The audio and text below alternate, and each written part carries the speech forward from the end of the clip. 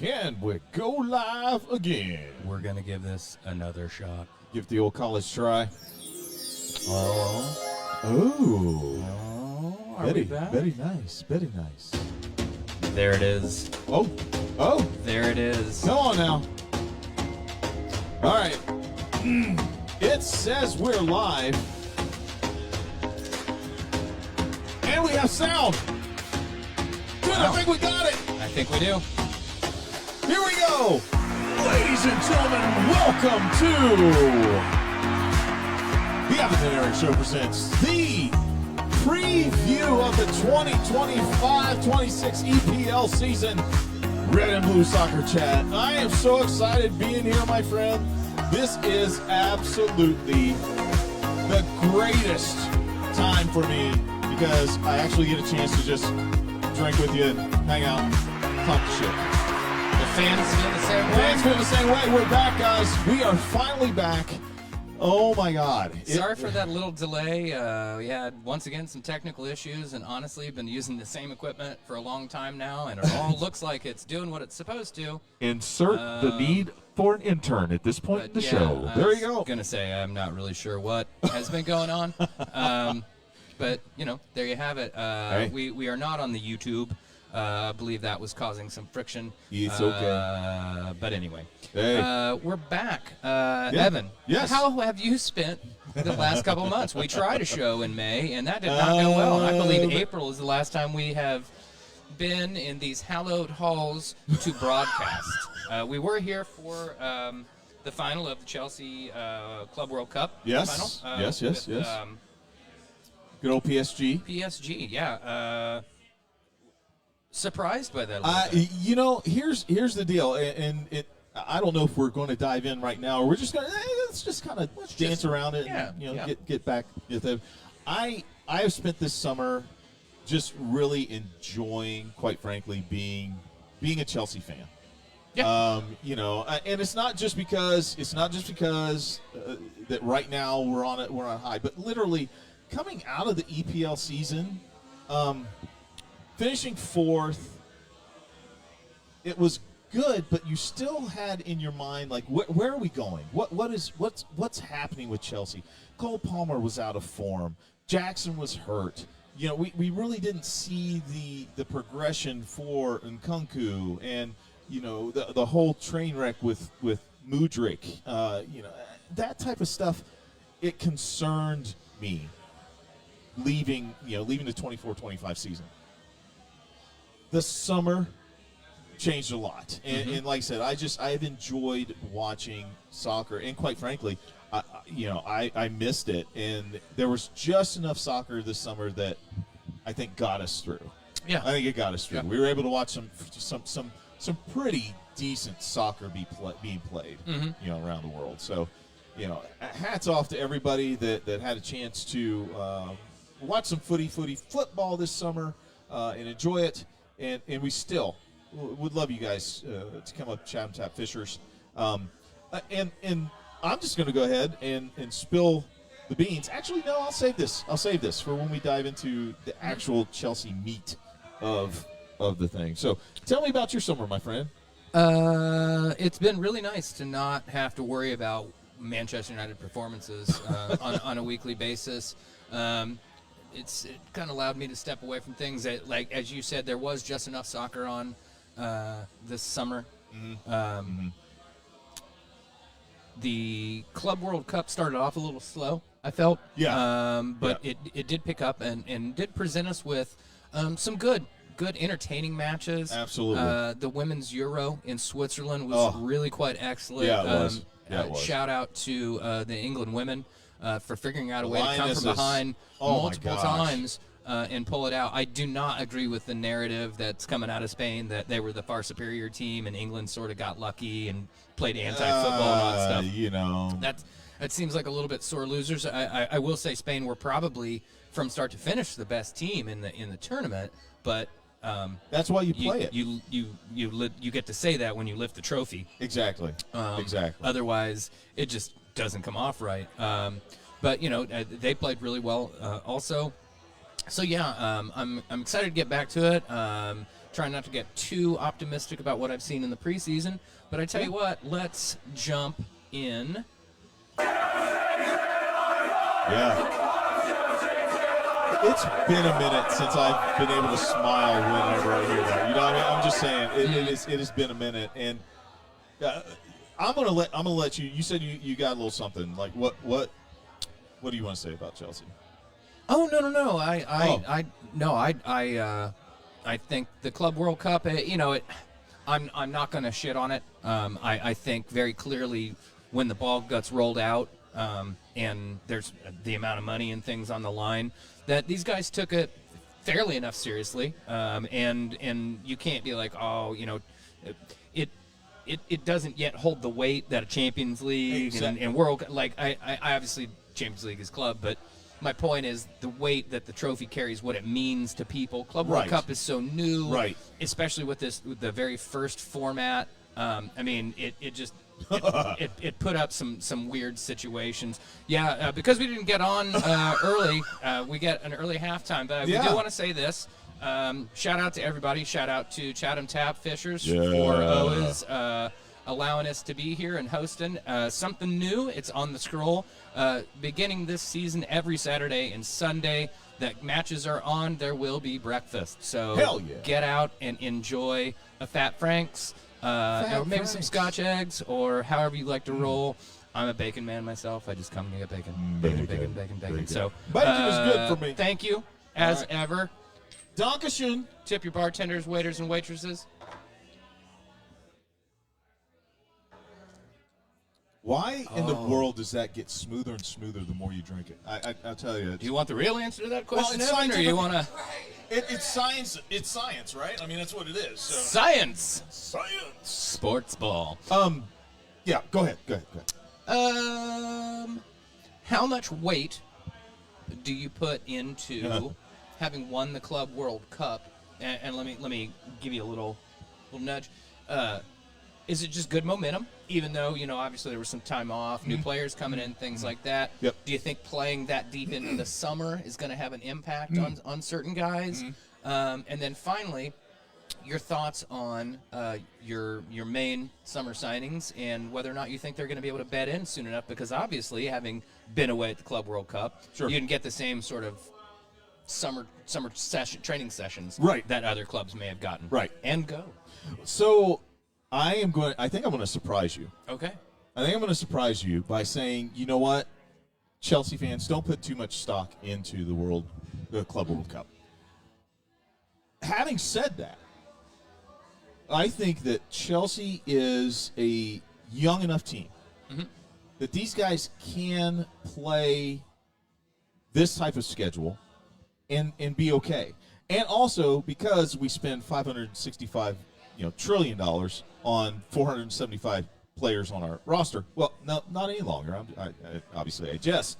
But because we have depth in a lot of places, I think that we can absorb that. I really do think that Chelsea is poised to have a good season. I'm not going to give you my prediction yet. I'm going to save that until the end. Yeah, sure. But I really do think that Chelsea's going to have a really good season. I've got to agree with Maresca in this case. He still hasn't pulled the trigger saying, "Yeah, we can compete for the title." I don't think we're quite there yet. We have to be able to play an entire Premier League season together in order to show that, hey, these guys aren't going to, they're not going to break down. They're not going to have, they're not going to have problems mid-season with a lot of injuries. People are going to stay fit. They're going to stay healthy. If we lose 2 or 3 games, can we bounce back? Those are the things that we have to prove. Now, I think that because we have to prove that, I think that the fact is that the people that we're letting go, the people that we're leaving, just for example. You mean this list of people? Well, yeah, exactly. And the thing is that, one just hit today for Everton, and I was like, Kieran Dewsbury Hall. And I'm like, but then you think about it, Chelsea's going to get paid for these guys. Madueke, Yeah, guaranteed $48 million. PSR goes a long way you with know, some of these dudes. Joao yeah. Felix, guaranteed $26 million. Georgi Petrovic, guaranteed $25 million. Broha is an unconfirmed fee, but he's going to fetch some money. So I think that with ESPN all does these us no guys, favors here with their undisclosed. Yeah. Right. Right. How come you can tell me how much Jorrel Hato costs, but you can't tell me what Joao Pedro costs? Well, and I think that with the departure of different people like that, and also Strasbourg is getting 3 of our players, Paez, Penders, and Sarr. Well, Sarr came from Strasbourg, and you I'm sorry, immediately sent him back on, send him back on to loan. them. He's 19 years old, 6'4", Right. 170. I think you may have a player in the Yes, making here. exactly. So sending him back is cool. And Mark Guillou went to Sunderland, right? Mm-hmm. So I think that we're doing the right things to clear up some space on our roster. I think we're doing the things that we need to do. I think that, the fact that we're sticking with Nkunku, I'm like, okay. I mean, I'm okay with that because I like Nkunku. I think he's a really solid player, and I think he can play a role in this. Mm-hmm. Does Maresca keep the 2 squad type deal again this year? It'll be interesting to see what he does. But I think on that first team squad, if we are able to continue the momentum, I think that's the big thing that we can take away from this tournament. Not just that, but the UEFA too. That win that we had, and then the win of the Club World Cup. Yeah. These guys have been playing together, and so I think that will this the new signings and stuff like that.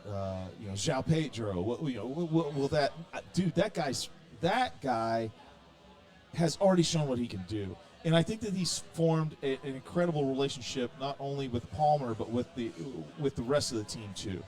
I think that they've got the making of a team that could challenge. I just don't think they're there yet. Yeah. I think they're young, and I think if you give them another year to work together, I think that solid core right there could land Chelsea.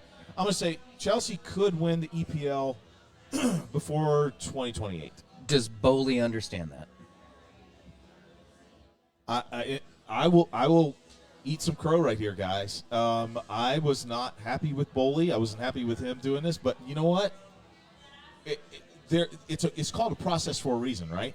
And I don't know if this is him. I don't know if it's him or the people advising him. Mm-hmm. Either way, even if it's people advising him, he's showing that, hey, I'll listen to you.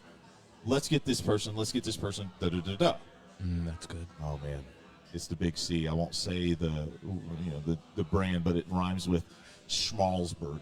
Indeed it does. So I think that. Do I have faith in Bowley? Do I have faith in him listening to people? Okay. Sounds like he is. There you go. Okay. So yeah, that's where I'm at. That's where I'm at, man. Alrighty. Well, shall we? There you go. All right, that's all you get. Oh no! Oh, that's all you get. Well, do you have any questions for me? I with regard do. To Manchester United before I go on a diatribe. Well, the word momentum kept coming to my brain every time I looked at Chelsea. But I think this summer series league victory, right? I think you can look more into it than what people are. First of all, Manchester United, they're playing Premier League teams during the summer series. Now, granted, you take it easy because you don't want anybody getting hurt or anything like that. But to come out on top, I really do think if he doesn't at least grab that little nugget, say, guys, look, we I don't know if they were but I'm just paraphrasing. But you know what? If we weren't even trying and we won this thing, can you imagine what happens whenever we all kick it into gear? So here's my opening question for you. It's somewhat similar to the question that you gave me. Do you do you codify this and say, okay, this is our piece going into the season to say, hey, look, yeah, we're going to compete. We're going to be able to come into Old Trafford and make it a place where nobody wins in Old Trafford again. We're going to be able to say, you know what, you come to Old Trafford, you're going to get everything we got, and chances are we're going to come out on top. Do you take this and do you codify this, or do you just say, okay, guys, let's just be about business. This was fun. Let's just move ahead.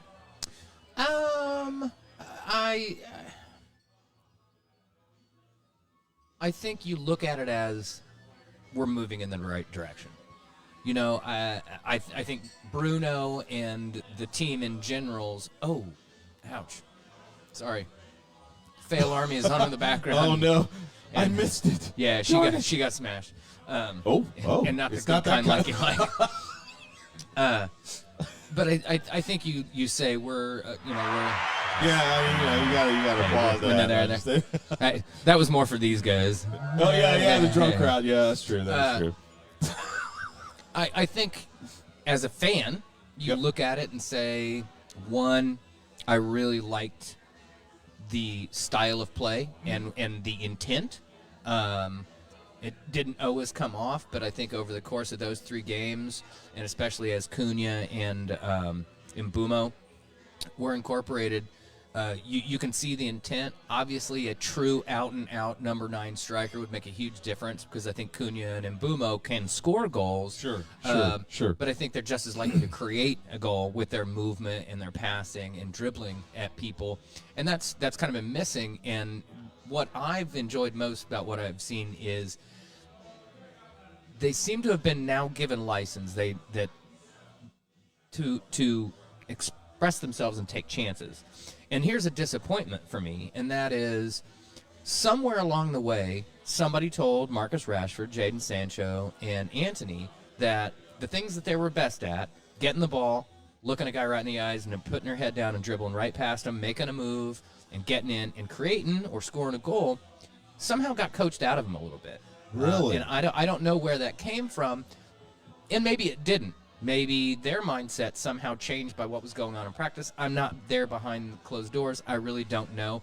But you saw glimpses of the old Marcus Rashford at Aston Villa. You saw what he can do the other day for Barcelona. Now, granted, he is surrounded by Barcelona players. Sure. You and I could probably get a couple goals in that squad too. But let's just say, here's a good player that somewhere along the way, all 3 of these guys kind of lost their way. Antony goes somewhere else and immediately looks good. Sancho didn't perform great at Chelsea, but he still also showed flashes at Dortmund. Sure. Yes. There are players in there, so there's still that frustration. But now that those guys are not participating with the rest of the team, it'll be interesting to see if we make it to the end of the transfer window and Antony and Sancho and Garnacho and Malacia are still in that squad, what decisions get made. But what I do see is from the team that's been put on the field for the course of these 3 games, and we've got Fiorentina this weekend. Shout out David De Gea coming back to Old Trafford. David De Gea. You know what? Maybe we just accidentally kidnap him, put him in a van, and shove Onana in it as Fiorentina are heading back to the airport. Be like, I don't know what happened, man. What do you mean? What do you It's mean? like, what? What do you mean you got a black David De Gea now? Yeah, it's like, wait. He's a tall African. He got a tan, bro. That doesn't make. Yeah, man, that nice sunny Manchester weather. Exactly. He came up here and got all tan because he's Spanish. Dude, okay. This is going off the rails here really quickly. So let me bring it back because that kind of leads into the other thing I want to ask you. All of the players that you mentioned are incredible. At times. Incredible football players. Okay? Well, yes. They are. The Manchester mystique. How much of that pressure is on these guys? Because think about it. Garnacho's, what, 19, 20? 20-something. 20. Is he older? I'm sorry. Okay, so a little bit older. But he's still. Alexa. Right. I mean, how much of that really does. Here, I got it pulled up right here. Do you think that contributed to their up and down performances during the course of their time so far here? I think a lot of players have to figure out for themselves how to make that adjustment. How to go from, I'm an 18-year-old kid 21. He's Wait. 21. Yep. wishing like, oh, hell, I make this team, right? Like, I want to be a Manchester United guy. Mm-hmm. And you make that team, and you get there, and look, even if you're one of the lowest paid players at Manchester United in the first team squad, you're probably still making $25,000 a week. Yeah. That's a lot of money for anybody. And it's certainly a lot of money for an 18-year-old kid who up to this point has been playing in the academy, Yep. getting up, going to training, then going and hitting the books, and then doing all the things that you do as a youth player. I'm about to pull an incredibly old reference. That's Jim Sorgi money right there, man. I mean, Right? But what I'm saying is, I think a lot of players struggle with it, and those who don't have the right amount of discipline struggle even more if there's not a good infrastructure. True. around. And I think you look back and go, the infrastructure back in the day was Sir Alex Ferguson. You just didn't cross that line. And he was that's interesting. he was a counterbalance to the Glazers. You guys are a cash cow. We're from Tampa. We don't really care all that much, but we're going to make bank off of you. And by the way, we've leveraged debt in order to do that. Wow. And once Sir Alex left, once you brought in a David Moyes, who perfectly fine manager, may or may not have been the right choice at Manchester United, but coupled, we've talked about this before, coupled with Ed Sure, Woodward. sure. David Gill leaves, Sir Alex leaves. Suddenly the two main influencers at the club who run things Yeah. Yeah. ironclad fist, right? And really understood the game in the ways they needed to. That was gone. So that was the first thing. Secondly, then the Glazers just began throwing money at stuff. Oh, we're not finishing that well, and the fans are turning on us a little bit. All right, we're gonna go out and we're gonna buy,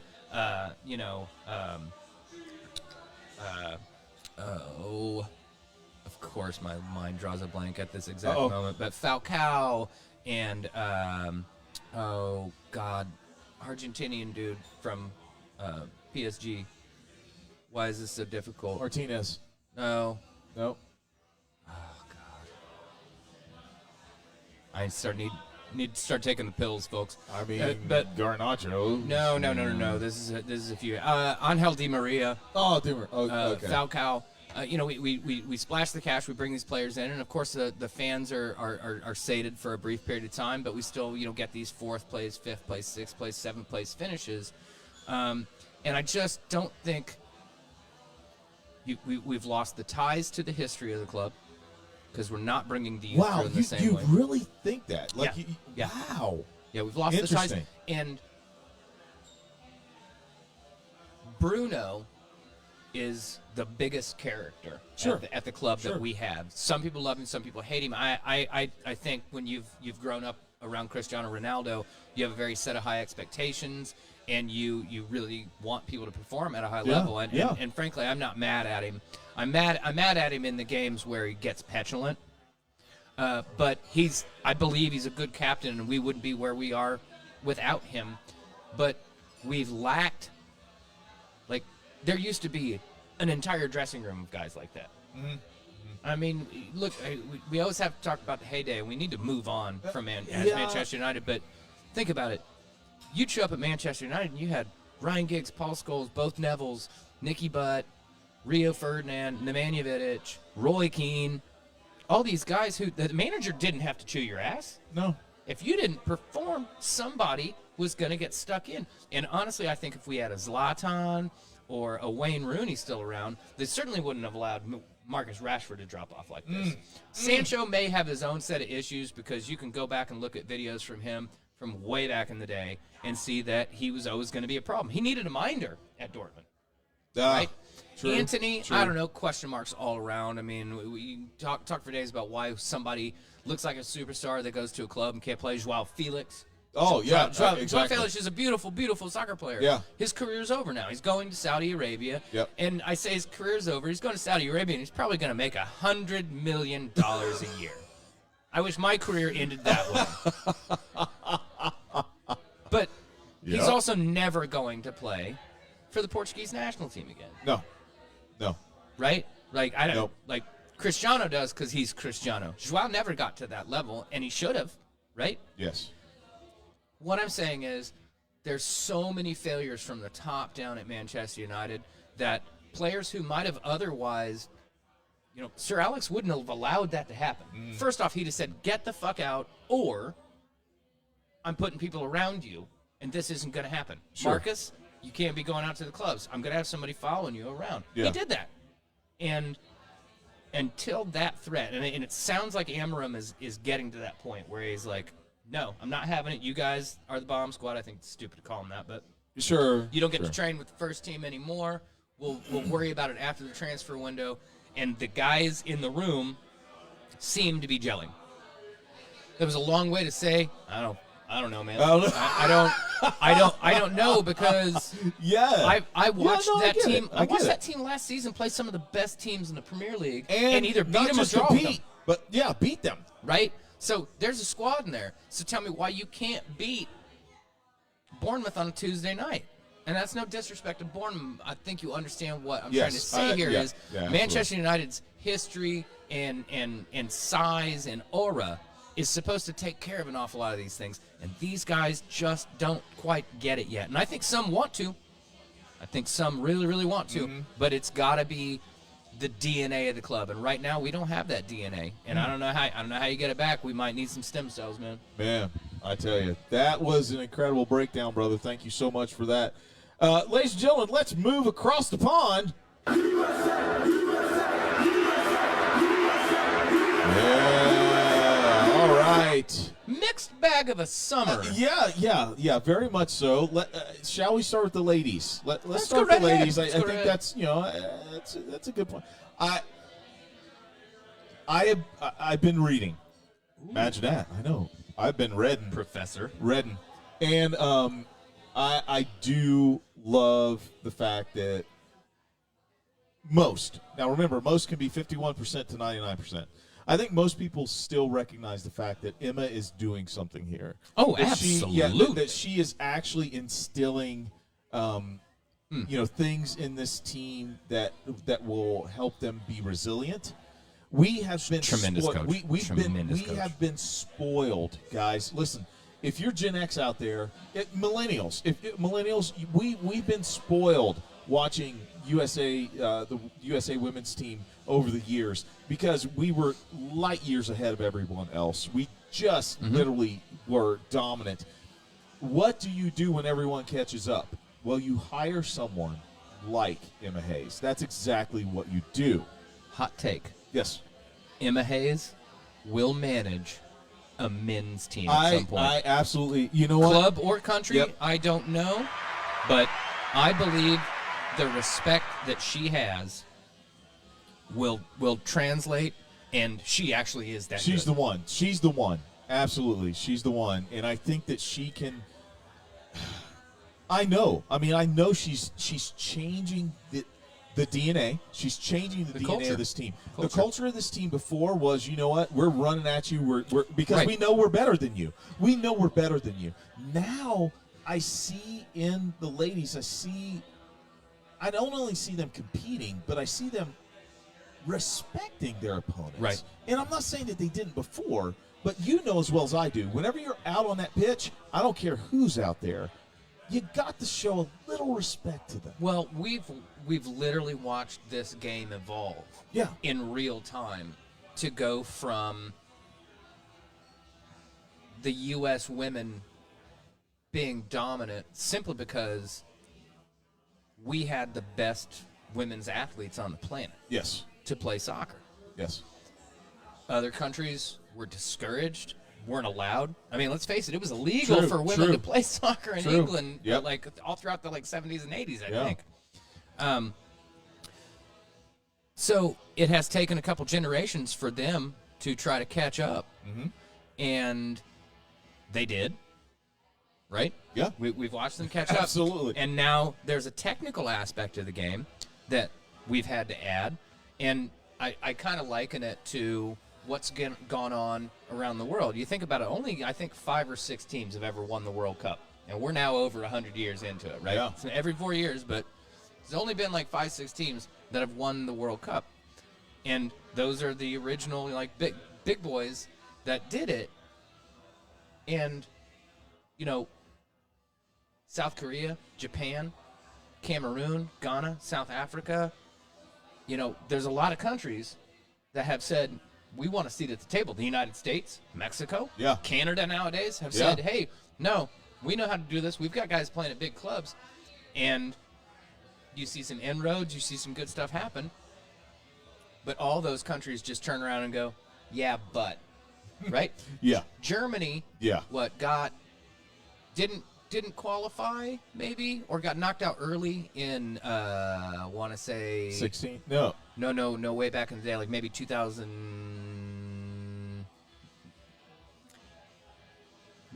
maybe 2010. I can't recall. Okay. But they made a conscious decision to change their youth program and how they were Yeah, working. yeah. And then Germany turned around and said, haha, yeah, you guys closed the gap. We made it bigger.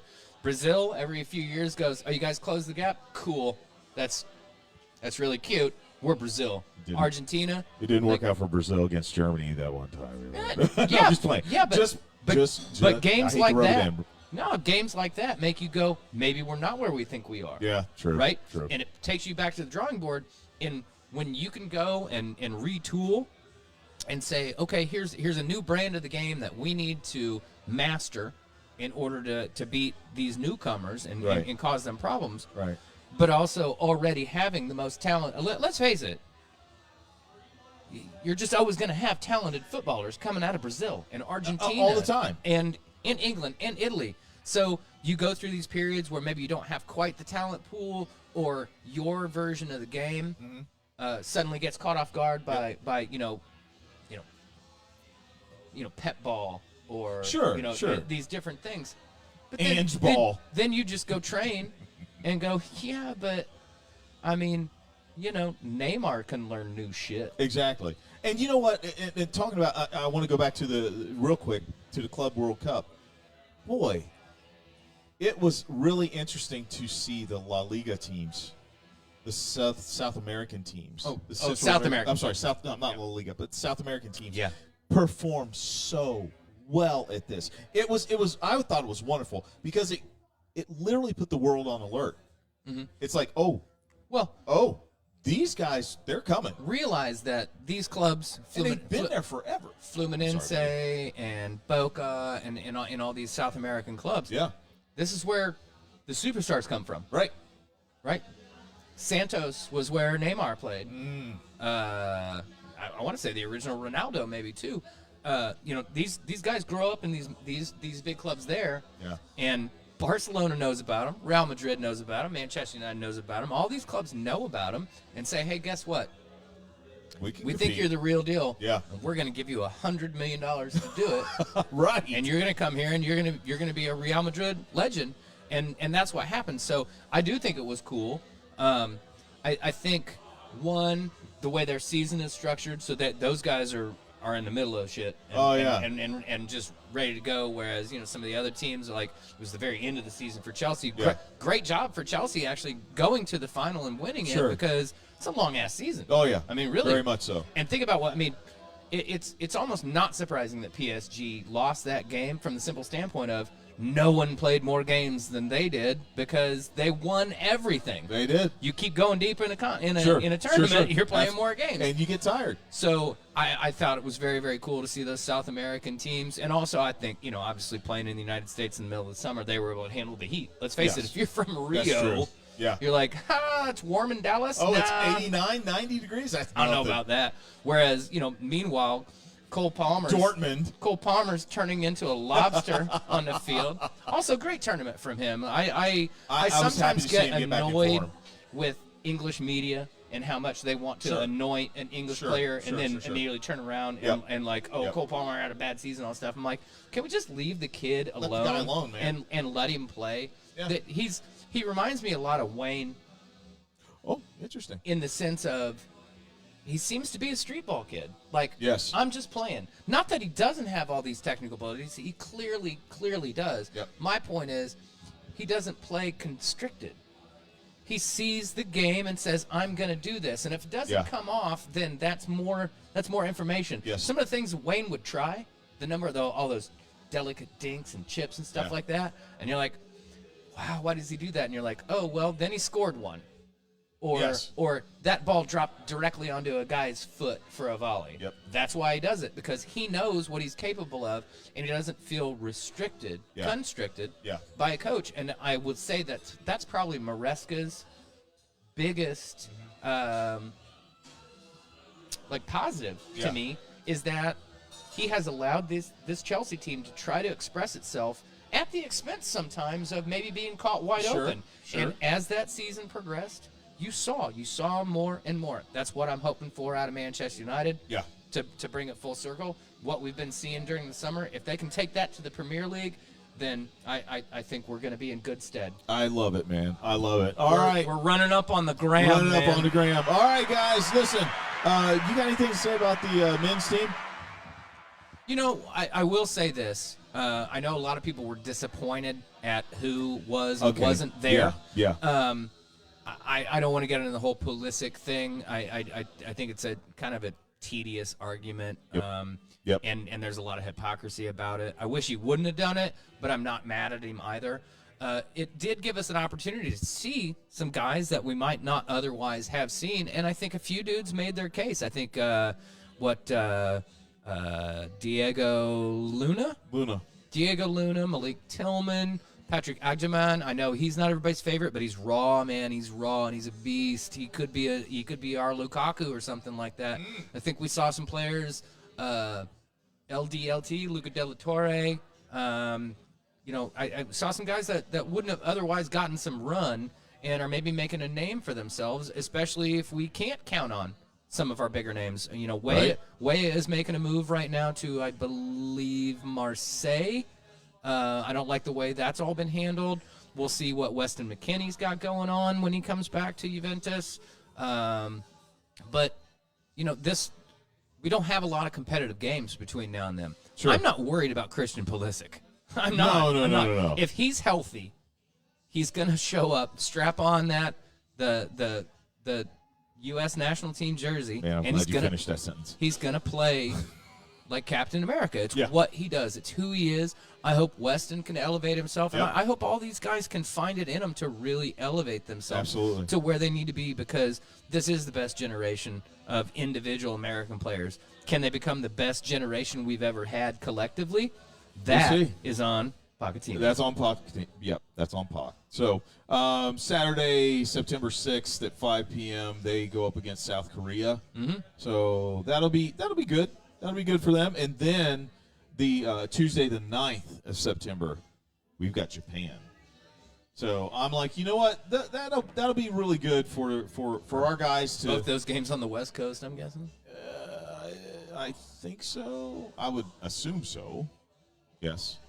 But yeah, I think both of those matches right there, I think it'll be good for our guys.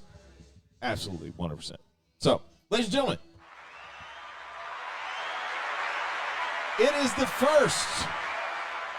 first Hey Aaron segment of the new year, and I'm just saying, man, I have I've really set you up just to wax eloquently on this one. Boom. Yeah, I'm going to give you a couple of players' names, and I want to know your kind of over/under on them as far as what do you think that they're going to be able to do this year. And we're going to start out with a big one. You know what? I just realized we got plenty of time because our clock is at 39. Just because we're at 7:51, we haven't actually been broadcasting for 51 minutes. So you know what? Yeah. We got plenty of time. Okay, well, hey. All right. Hey, Aaron. Yeah. First one. Yeah. Talk to me about Erling Haaland. How is he going to come back from – I mean, still it's Haaland, right? I mean, he's an incredible scorer. What do you think he's going to do this year? I think he's going to continue to score a lot of goals at a great clip. But I will say this. I think his overall development as an all-around player has stagnated precisely because he's in the Manchester City team, and that's because Interesting. they're so good, right? He's not asked to do anything else. He has not really developed any ability to take people on one-on-one. Sure. I'm not saying he's bad at it. I'm Sure. saying No. he doesn't do it regularly, so it's not one of his main fortes. I don't think he holds up play as well as he could and should for a man his size. Okay. That said, it's hard to criticize him if you're going to score 25 or 30 goals every season. Saying, gosh, couldn't you do a little bit more? I mean, he's not the reason Manchester City didn't win the league last year. Right. So he'll just continue to be Erling Haaland. He's going to continue to do that. It's going to be interesting to see how they create goals without Kevin De Bruyne on the field. Yeah. Hey, I'm not a City fan, but De Bruyne was probably my favorite. I mean, that guy's he could. KDB, Paul Scholes, and Zinedine Zidane belong on their own. Wow, that is. They're in their own conversation. Xavi and Iniesta are different players to them. But if you like, they're adjacent. I'm not putting anybody higher or lower. I'm saying they're adjacent. They're just not the same type of player when it comes to central midfielders. But KDB is anointed. He's probably the best central midfielder the Premier League's ever seen. Wow. And I love Paul Scholes. That's amazing. And if you put it, if you ask me the question, I'm always going to say Paul Scholes. But the reality is, what KDB's done over a decade at Manchester City is absolutely unbelievable.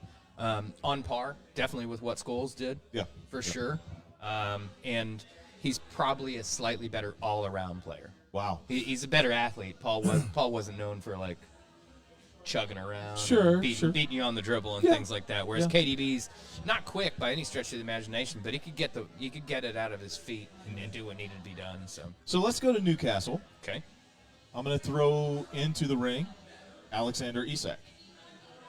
Talk to me about this young man. This young man performed incredibly well last year. Do you think he comes back, puts on the same type of performance, maybe even better?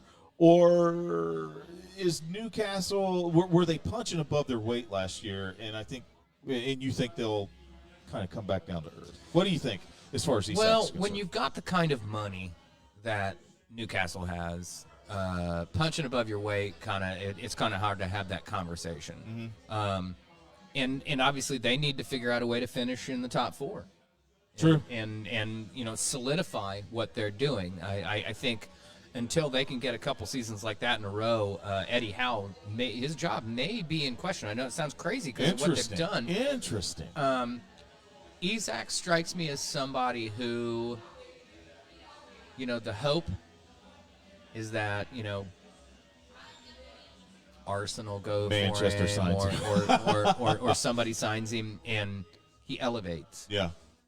But he reminds me a lot of guys like Pape Cisse and Papa Bouba Diop that once they finally got that opportunity to make the big move, just didn't have it in the tank, huh? These margins are so thin, man. I mean, they're like wax paper thin. Yep. As to the difference between being, man, you're an outstanding striker, you're in for the Golden Boot, you're doing great at Newcastle, but now you go to a big club. Yeah. And as we've seen at Manchester United, as we've seen at Liverpool previously, as you've seen at Chelsea, as we've seen at every big club, some guys just can't make that transition, and I think he's probably more likely in that category. Okay, I've got four more. Let's do this for Charlie. I want to hear your opinion about Declan Rice. Does he maintain his superstar status, and is this possibly the year that Arsenal breaks through and gets some trophies. Declan Rice is a superstar in kind of the same way that Michael Carrick was. I think they're very similar players. They bring similar traits to the team. Declan obviously kind of weighs in with a few more goals than maybe Michael Carrick did, and I'm only using that as a touch point because of Manchester United. Sure. But that's praise. I think very highly of Declan Rice. I don't think he's the question mark in that team. No. It was kind of a two-part question. Is this Arsenal's year? No. Okay. No, it's not. And until they win it, I'm going to continue to say no. I'm sorry, I'm going to. It's the safe bet. I just don't believe in them just yet. And also, what Liverpool have done this summer. I mean, defending champions and then went out. Yeah. And they've done such smart business, and to be able to come back and buy the quality of players that they're going to. The only issue they have is how are you going to keep all those guys happy? Yeah. How do you get them enough playing time that they all feel like they're being respected and contributing? But other than that, I think, sadly, as a United fan, this is going to be a walkover. Liverpool is probably going to win this by a good 10, 12 points. So I'm glad you mentioned Liverpool. That's where I was going next, and you know who I'm going to mention. We've got to talk about Mo Salah, man. Is he going to continue to just be the golden foot for that franchise? Do you think he's going to reestablish himself this year? What do you think Mo Salah is going to do this year? I think it's going to be interesting to see how they manage to deal with all of the attacking players that they're going to have. Mm-hmm. I think that'll benefit Salah quite a bit because they won't need him as much. Interesting. Opens him up a little bit, right? Yes, he can be a little freer to do things. And he won't have to play as many minutes. He is getting up there. You do have to begin managing minutes for guys like that. But if you're winning games with the new guys and you've got Mo Salah, you have a luxury of making decisions as to when, how, and where you utilize him. And he will show up and give you Mo Salah. I mean, he's definitely in the discussion of top English Premier League players of all time. Okay. No question. Last two.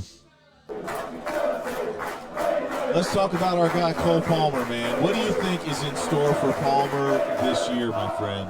What do you think? What do you think his ceiling is this year?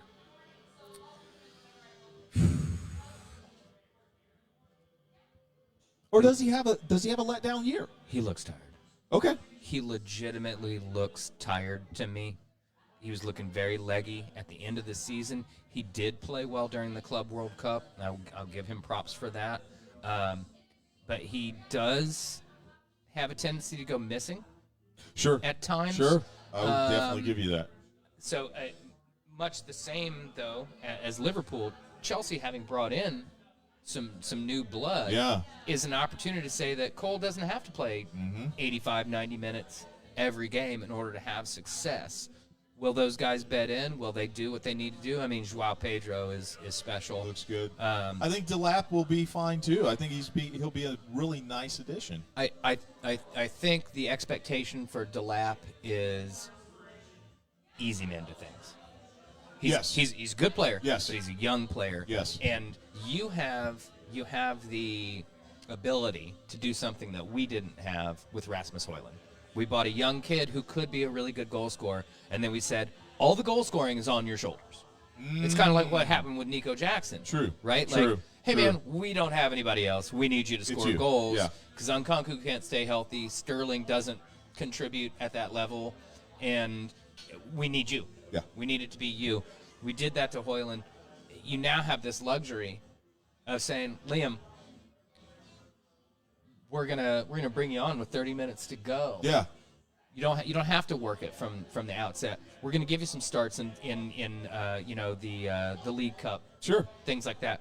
We're not gonna expose you in the same way because you need to develop. There's something there. Where Fulham was leaning on him to do everything. That's the thing. Yeah. In a team like that, a player like that shines. You come to Chelsea and say, okay, now it's all on you. You man, play your role. That weight just becomes that jersey weighs a ton. My Uzi weighs a ton. That jersey weighs a ton. Wow. And I think you have the ability to say, we don't have to expose him like that. Yeah. Last but not least. Nope. You know, I had to end here. I had to end here, man. I just what. A two-part question. What is in Bruno's mind right now as far as getting into this season, knowing that he is the linchpin of this team? And then number two, what does he do? How does he come out and perform?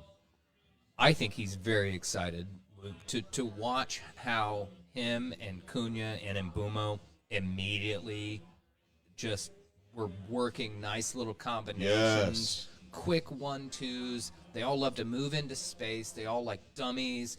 They can all take a touch and play a sick ball. I think he's rejuvenated. I think he's excited. I think the fact that, look, he got offered a fuck ton of money. That'll lighten you up real quick. To go to Saudi Arabia. And he said, he's like, no. Nope. I want to be associated. I want to be known as the guy who helped the next coming of a great Manchester United dynasty, and this is his last big contract probably. Yeah. But it would not surprise me, and this is our plan. The goal, the planned goal here is we lift a trophy in 2028. Okay. And Bruno won't be too old for that. Okay. Well, you heard it here first. Yeah. I predicted that Chelsea could lift the trophy by 2028. Also, Aaron's predicted that Manchester United is going to lift the trophy by 2028. Guys, listen, thank you so much for joining us tonight. We've come to the best part of our podcast. Yes, drunk crowd, all of you out there absolutely love this part. This is the Aaron's Final Thoughts segment for our podcast. Guys, it is so nice being back with you. Listen, feel free to send us some questions, some interaction, stuff like that. I think even this season we're looking at having some people as far as guests be on the show. Sure. We get an early season. We get the international break. Obviously, happens way too soon in the season. True. But a couple weeks after that, we get the red and blue soccer chat. We get the Derby. Derby watch party. We get the Derby. I believe it's early. I forgot 20th, it's that early. Maybe something like that. So we'll definitely be doing some spots and promos. We're going to try to get more activity out on TikTok, some shorts, some questions of the day, all that stuff. So please reach out to us. Just give us your ideas, things that you'd like us to talk about, players that you really want us to focus on. Yes. And just any questions about the game in general. We obviously talk about Chelsea, Man U, U.S. men, women, Indy 11 occasionally when they're doing all right. Yeah. And we love to promote local clubs. We had Desi on for a not-so-local club in Liberia. But he's our guy. We're all about the game, and we're all about Yep. supporting. So if you hear our voices, then know that you've got a friend in the game. So So, ladies and gentlemen, let's go ahead and let Aaron just wax eloquently here. My brother, thank you so much for everything you do. I want to hear what you have to send us out with this week, brother. You know what? I'm going to say this, and as always, a lot of what I talk about is in metaphor and maybe a little tongue-in-cheek. But South Park new episode tonight. How about that? What I will say is, we came through spring, and we're into summer, and spring is a time of change and rebirth and growth, and summer provides that sunlight, that rain, and helps you grow. And you can be reinvented. You can be a new tomato, if you will. So here's our opportunity to reset, refocus, look at the challenges that we're facing that are as obvious as a bad ownership group and poor leadership, and figure out how we individually and then collectively can make an influence, because little things go a long way. Making the effort, making your voice heard, expressing the goals and intent with your full chest, and saying, this isn't the direction I want my team to be going in, and this is how I'm going to contribute to figuring out how to get that team back on track and living up, or at least trying to live up, to the ideals that our team purports to support. So as we begin this move toward fall season, let's see the leaves fall off the tree and our influence turn something into spring next year. Wow. So I love it, ladies and gentlemen. He has the right words at the right time for us. And guys, listen, thank you so much for joining us tonight. Once again, my name's Evan. This is Aaron. We are back. This is season 5? Season 5. I mean, we started in 2020. We did. I mean, and so, hey, this thing has morphed into this wonderful, wonderful thing we have. Guys, thank you so much for watching us. God bless you. If you believe in that, cool. I don't know why I said it. It was a hiccup. But anyway, we love you. # Black People Vote. # Punch a Nazi.